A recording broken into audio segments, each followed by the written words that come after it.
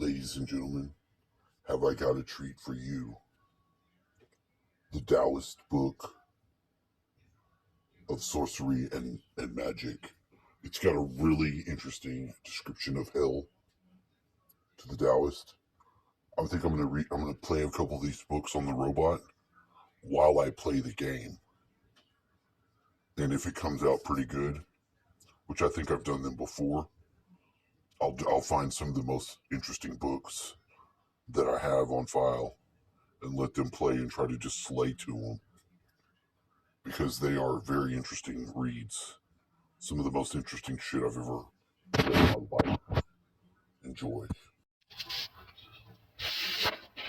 The accepted reality in Daoist mysticism is the fact that the physical body has a relationship with both the energetic and spiritual worlds. Like the physical world, both the energetic and spiritual worlds are infinitely vast and complex. The supernatural manifestations of the spiritual world can include the ghostly apparitions of spirits, people, animals and objects, figure 1.1. There is considerable documentation found in ancient Chinese literature concerning the departed soul of an individual revealing itself to the living in the shape and likeness of the physical body from which it left. So perfect was its shape and physical form that the departed soul often appeared to the unsuspecting man or woman as if it was still one of the living. In the Eastern Jin dynasty, 317 to 420 AD, the Daoist author Yuan Ming wrote the posterior record of researches on spirits, containing many events and encounters of this supernatural nature. In ancient China, Daoist shamans, mystics, priests and invocators would use songs, dances, spells, and talismans to communicate with spirits. These spiritual men and women would act as mediators between the invisible world of the spirits who govern nature and the visible world of man. The ancient Chinese believed that certain illnesses resulted from the victim being possessed or afflicted by evil spirits or demons, and that the shaman's magical skills of talismans, incantations and spiritual exorcism were required in order to dispel the illness.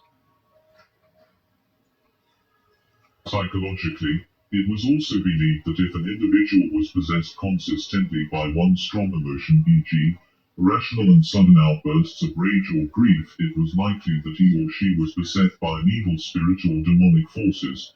If the individual intermittently experienced a negative emotion, it was simply attributed to an energetic imbalance. Many aspects. Figure 1.1. The supernatural manifestations of the spirit world. Of the ancient Chinese, Indian, Mongolian and Tibetan shamanistic skills were passed on to the ancient Daoist mystics. Yin and Yang states of existence. The physical world of the living is considered to be a Yang state of existence relative to the supernatural spirit world, which is in a Yin state of existence. The living, being a manifestation of the Shen spirit and Hun ethereal soul, are subject to the warmth of daylight, the time when the Yang energy is the strongest. The dead, being a manifestation the Gui ghost and Po corporeal soul. 3. Warmth of daylight Yang state Yin. State cold of night figure 1.2. The physical world of the living is considered a Yang state of existence, while the supermaterial spirit world is in a Yin state of existence. A subject to the cold of night, when the power of Yin is the strongest, figure 1.2. Being associated with the Yin or dark side of the universe, ghosts are generally bound to confine their movements, actions, and influence to the nighttime. Specifically, to the strongest part of the nighttime, called the third watch, in ancient China, the 11 p.m. to 1 a.m. time period. However, there are several types of ghosts that often perform mischievous deeds in broad daylight. Once the Daoist mystic Shen has reached a higher state of sensitivity, he or she can transcend the normal conscious perceptions and senses to observe and interact with the spiritual Yin world. This was known, in ancient times, as having Yin eyes. For example, individuals who possessed Yin eyes could see and talk with the spirits of the dead. Three realms of Daoist mysticism. The ancient Daoists divided the universe into three primary realms of existence: the celestial realm, the human realm, and the underworld. The celestial realm is considered the realm of heavenly immortals, planetary demigods, and the Jade Emperor. The human realm is considered the realm of minerals, plants, animals, and humans. And the underworld is considered the realm of the souls of the dead, hungry ghosts, demonic spirits, and the three judges of the land of the dead. These three primary realms of existence are described as follows: Figure 1.3. 4. The celestial realm, the human realm, the underworld. The realm of heavenly immortals, planetary demigods, and the Jade Emperor. The realm of minerals, plants, animals, and humans. The realm of the souls of the dead, hungry ghosts, demonic spirits, and the three judges of the land of the dead. Figure 1.3. The three primary realms of existence. Figure 1.4. The Jade Emperor. The celestial realm.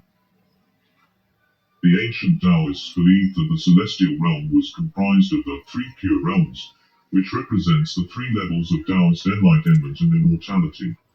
The three pure realms are described as follows. The Jade Pure Realm.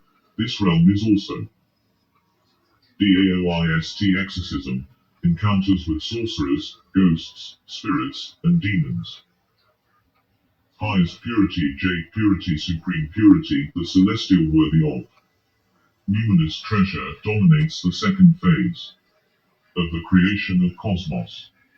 The celestial worthy of primordial beginning dominates the first phase of the creation of cosmos. The celestial worthy of the Tao and its virtue dominates the third phase of the creation of cosmos. Figure 1.5. Three pure ones. Known as the realm of Wu-Ji. This is the highest realm of immortality. Individuals who have reached this stage of transformation embody complete union with the Tao. The Jade Emperor. Figure 1.4 is believed to be the ruler of the celestial realm, and is the Governor of human destiny. The Great Pure Realm. This realm is also known as the realm of Taiji. This is the second highest realm of immortality. Individuals who have reached this stage of transformation live in a state where subject and object are distinguished from each other yet remain integral components of the Tao. The High Pure Realm. This realm is also known as the realm of Bagua. This is the third highest realm of immortality. Individuals who have reached this stage of transformation live in a balanced state in which, having achieved harmony with humanity and nature, they are capable of living a long and healthy life on Earth. Each of these celestial realms is supervised by a celestial deity. Together, the three governing deities are collectively known as the Three Pure Ones. According to ancient Taoism, the Three Pure Ones' highest purity, also known as the highest emperor or the celestial worthy of numinous treasure, Jade purity, also known as the Jade Emperor or the celestial worthy of primordial beginning, and supreme purity, also known as the Supreme Emperor or the celestial worthy of the Tao and its virtue, are emanations of the Tao, and they rule over the highest three celestial realms. Figure 1.5. The Human Realm. The human realm is the material dimension of time, space, and matter. Composed of tangible matter, energy, and spirit, the human realm is considered to be the training ground for an 5. Individual's eternal soul. It exists for the sole purpose of acquiring life experiences and therein allowing the individual's eternal soul the ability to undergo deeper spiritual transformations. The human realm has both form and substance and is accessible through the individual's ordinary senses. It expresses itself through the physical, energetic, and spiritual interactions of people, things, and events. The human realm appears to be solid because it vibrates on the lower frequency level as matter. The Underworld. According to ancient Daoist belief, there is a place in the afterlife known as Feng Du or the Underworld. Fengdu is similar to what is known in the West as purgatory, and is also called the realm of the dead. Unlike the hells in most traditions, Fengdu is not located underground, but is said to be housed in Fengdu Mountain. Ruled by Yan Luo Wang, the god of death and king of hell, it is a maze consisting of 18 levels and numerous chambers where souls are taken to atone for their earthly sins and where new spirits are made ready for the next incarnation. Figure 1.6. The Underworld was believed to be a dark and obscure realm, one that could not be entered by common individuals. Only priests or shamans were capable or daring enough to sojourn into the Underworld. The ancient Daoist mystics believed that unless the individual became an immortal, every soul of the dead was destined to end up traveling into the Underworld. When an individual dies, he or she passes through what the ancient Daoist mystics called the Ghost Gate as a passageway into the Underworld.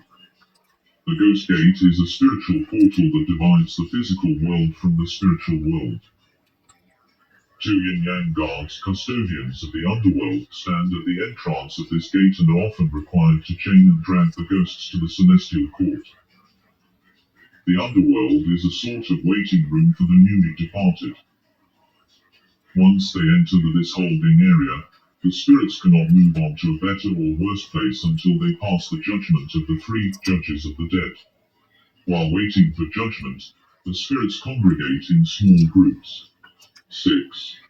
Figure 1.6. Yan Luo Wang, the god of death and king of hell. Usually composed of 6 to 12 individuals. At this point in time, there is no reason for the spirits to suffer or be rewarded for their earthly actions. Each spirit must wait for a different length of time before being judged. This waiting time period may last but a few minutes, a few hours, or even a few years, depending on the decision of the judges. When the moment of judgment finally arrives, the yin-yang guards, the two fearsome guardians of the underworld ox head and horse face, escort the spirit into the magistrate's chambers. As indicated by the names, one has the head of an ox, and the other has the head of horse. They are the first people a dead soul meets upon arriving in the underworld. In many stories they directly escort the newly dead to the underworld as some try to run away. The three judges of the land of the dead. The ancient Daoist mystics believed that when death occurred, the gods extinguished the individual's lamp of life in the underworld. His or her spirit was then ordered to appear before the three judges of death. Although most people think that they will immediately meet the crescent Atta after they die, the first divinity they actually meet is the frightening god of death who directs them to stand before the three judges of death. Headquartered in the underworld, the three judges of the dead are also known as the three officials, the official of heaven, the official of earth, and the official of water. The three officials oversaw the dissolution of each individual's human body into air, dust and liquid heaven, earth and water, and they were also responsible for interrogating all new arrivals. If the spirit was a bad person in life, the bailiffs would chain and drag it into the judge's quarters. However, if it was a good person, it would be allowed to travel into the judge's quarters without being inconvenienced by the yin-yang guards. After consulting the archives known as the Registers of the Dead, for all information pertaining to the life and actions of newly deceased individuals while they were on Earth, the three judges would distribute punishments or rewards accordingly, before returning the spirit back again to the material world. The underworld is the area where spirits are punished for the mild transgressions that they committed during their life in the material realm. Although these transgressions may prevent them from going to heaven as an immortal, they are not bad enough to cause them to be sent into the deeper levels and chambers of hell. For Fengdu, punishment also varies according to Daoist and Buddhist belief, but most legends speak of highly imaginative chambers where wrongdoers are sawn in half, beheaded, thrown into pits of filth, or forced to climb trees adorned with sharp blades. Additionally, Most legends agree that once a soul, usually referred to as a ghost, has atoned for the deeds and repented, he or she is given the drink of forgetfulness by Meng Po, the Lady Immortal, whose task is to ensure that souls who are ready to be reincarnated do not remember their previous life or their time in hell and sent back into the world to be reborn. This gift of forgetfulness is why the ancient Chinese would often refer to dying as the long sleep, pertaining to the period of time existing between reincarnations. The belief that spirit ghosts are held in the transforming realm of purgatory, Pardon, lies at the root of most ancient cultures, wherein priests of many faiths perform rituals once a year in order to help such suffering souls. These ceremonies are designed to help the spirits leave purgatory and re-enter the cycle of reincarnation. In China, the day on which these rituals are performed is called the Festival for Hungry Ghosts. On this special day, captive ghosts are allowed to leave the underworld and mingle unseen with living people for a few hours. Since many of the ghosts have no living relatives who can pray to them, or are from countries where people do not believe in ancestor worship, they constantly suffer from cold, hunger and thirst. On this holy day, they are allowed to wander from temple to temple, partaking of the food, fruits, incense and spirit money that priests offer them. Once this special day is over, as the sun begins to rise on the following day, all wandering spirits must return to the underworld. There, they will continue to serve there until a charitable priest uses special rituals to free them from their isolation. 7. Encounters with Neru-Tai spirit entities, detrimental thought forms, and elemental sorcery and psychic attacks. Encounters with ghosts and spirit entities, spirit oppression and demonic oppression, spirit possession, and demonic possession. Figure 1.7. Encounters with negative spirit entities. Interactions with the spirit world. Because we live in a multi-dimensional reality, interactions with the spirit world are a natural part of human experience. Encounters with spirit entities can either be positive and uplifting or negative and detrimental. Positive encounters with spirit entities can include creative inspirations, divine guidance, and the forewarning of impending danger.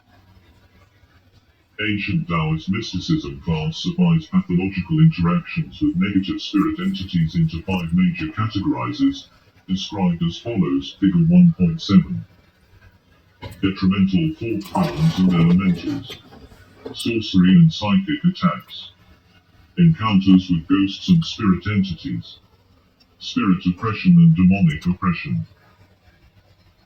Spirit possession and demonic possession. Until roughly a century ago, all mental illness was treated as a sign of spirit or demon-oppressed sign or possession. Today all signs of oppression and possession are treated as a sign of mental illness. Because the outward symptoms of spirit oppression or possession, anxiety, disorientation, fantasies, delusions, etc., are similar to textbook symptoms of neurosis and psychosis, the prevailing tendency is to diagnose such cases as paranoia, hysteria or schizophrenia. What the trained Daoist mystic understands is that sometimes the spirit world itself can affect the physical body through the subconscious. B. Emotional connection with the individual Shen. The resulting subconscious emotions will continually surface as dreams, visions, and flashes of images. Because these subconscious emotions stems from a natural interaction with the spirit world, they can never be totally repressed, but are instead continually redirected into either positive or negative actions. According to research funded by the National Institute of Mental Health, conducted by Dr. Erica Bourguignon and Dr. Felicite Goodman, behavioral patterns that are commonly labeled by modern psychiatry as psychotic scene visions, hearing voices and having contact with the dead are not only considered normal, but are an integral part of the religious practices of 96% of the 486 societies that were studied. Their research concluded that In most societies, individuals who are not capable of altering their consciousness to perceive energetic and spiritual states of altered reality were considered psychologically defective. Additional research maintained that in religious trance there is a predetermined beginning and ending to each experience of an altered state of consciousness. Afterwards, the individual returns to an ordinary state of consciousness, his or her self-aware ego still intact with a sense of purpose and meaning about the altered experience. Psychosis is differentiated from this type altered state in that psychosis is an unpredictable and unwanted state of disoriented madness that is void of meaning in ordinary reality, while religious. The school of white magic seeks to commune, works with benevolent spirits and divine celestial immortals in order, also known as a woo, harmonizing the Xing to initiate healing and transformation magician or sorcerer MAINNGNATBUOEES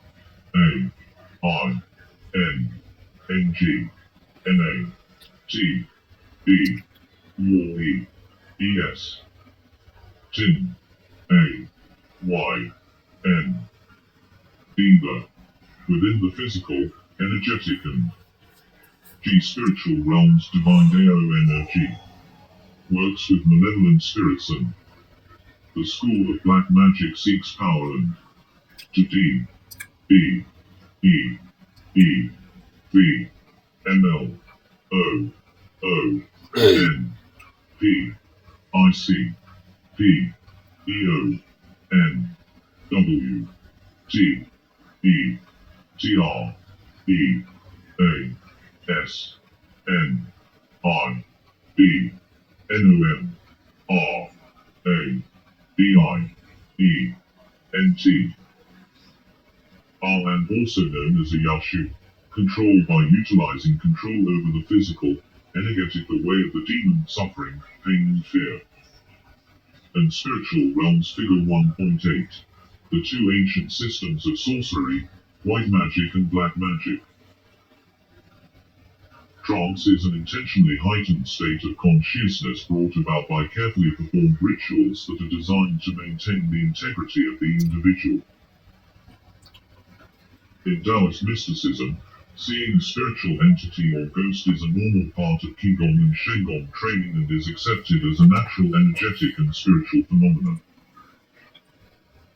Individuals suffering from mental disorders such as schizophrenia and psychosis, however, have delusions and hallucinations that they are experiencing encounters with the spirit realm when in reality they are experiencing internal chi deviations. These altered mental states of conscious were known in ancient China as evil states, and were sometimes believed to be difficult to correct. Two schools of Daoist sorcery. The invisible realms of nature are governed by specific energetic and spiritual laws that cannot be violated without serious repercussions.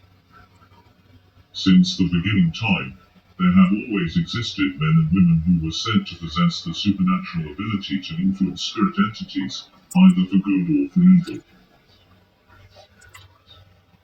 In ancient China, powerful Taoist priests were able to control the various elements of nature, as well as the spiritual powers that governed life itself by means of special breath incantations, uttering mantras and sacred sounds, hand seals, uttering mantras with single and double hand gestures, and talismans using icons with sacred symbolism. Several of their miraculous feats have been recorded in the China's Book of History.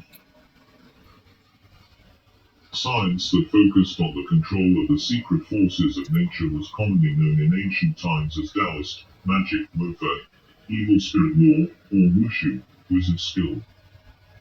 Magic is sometimes divided into two fields of expertise, or categories described as low magic and high magic. Low magic, this is known as the magic of blind forces.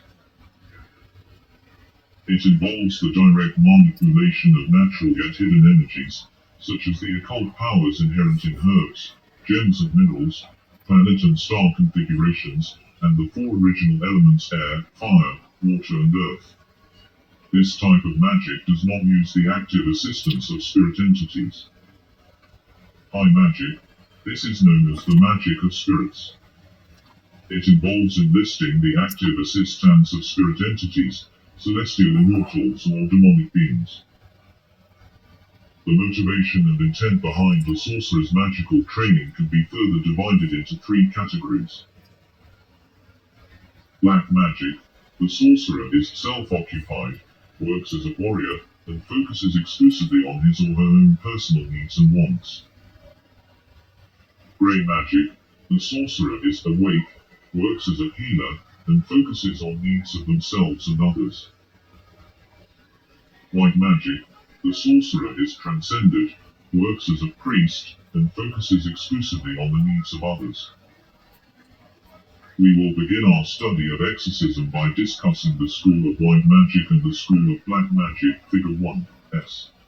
Both schools of magic. 9.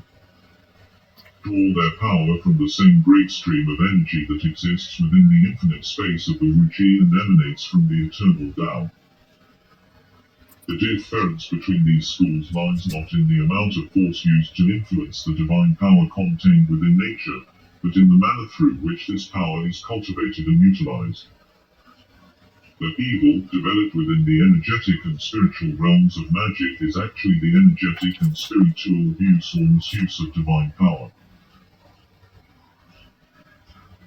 Tendency has been to assume that the power contained within the esoteric arts, like the resources of the physical world, can be exploited without regard to consequence, e.g., the summoning, finding and controlling of invisible energies and spirits for the advancement of one's personal ambitions. Consequently, many innocent individuals have become involved in magical practices and disciplines which have become detrimental to the personal character and dangerous to their physical health. After experiencing a spiritual awakening, an individual's soul must grow and mature with the knowledge and new insights that it has gained. Otherwise, there is the potential of misusing the infinite power available within the teachings of this esoteric knowledge.